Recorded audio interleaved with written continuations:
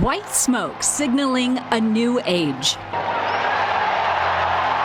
I was amazed. I was very excited. Pope Leo XIV will be the next leader of the Catholic Church.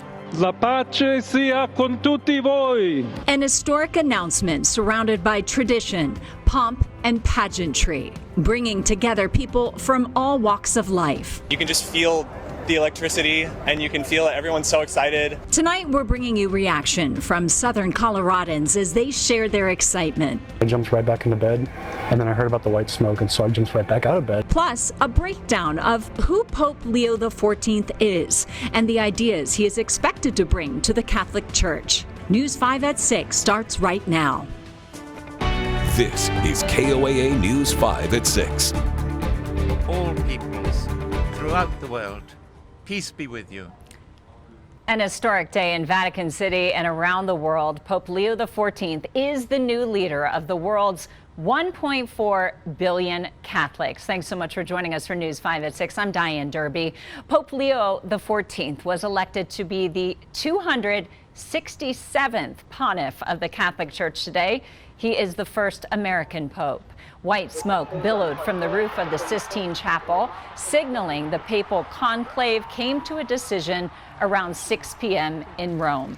Cardinal Robert Francis Prevost was elected on the fourth vote by the members of the conclave who have been sequestered inside of the Sistine Chapel since Wednesday. Prevost chose the name Leo XIV. The name is associated with strong leadership and strength and means lion in Greek and Latin. I want to bring in our senior reporter, Brett Forrest, now. As I mentioned, Pope Leo is the first American pope. He's actually from Chicago, Brett. Yeah, Diane, in disclosure, I'm born and raised Catholic myself, and until today, 69-year-old Pope Leo XIV was known as Robert Francis Prevost, born in Chicago in 1955, ordained a priest in 1982. But he's also largely considered a Latin American representative. He holds dual citizenship with Peru, where he was a missionary and the archbishop for a number of years.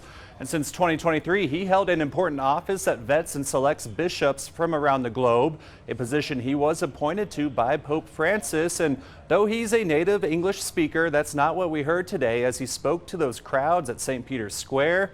A master of theological studies here in Colorado Springs says that's important. When he made his announcement, he spoke in Italian and he spoke in Latin. And he also spoke in Spanish to his diocese that he was bishop with in Peru. But I think he didn't speak English, and I think that says something, that I know everybody's surprised. I'm an American, but as Pope, I'm leader of the worldwide church. Now, in terms of his views, he reportedly aligns with Pope Francis on the environment, the poor, and migrants, but might be less progressive towards the LGBTQ community. Of course, it does remain to be seen how he will or will not transform the church moving forward. And Diane, big impacts for American Catholics, obviously. I pulled some data. According to U.S. Census and Pew Research, 20% of U.S. adults describe themselves as Catholic.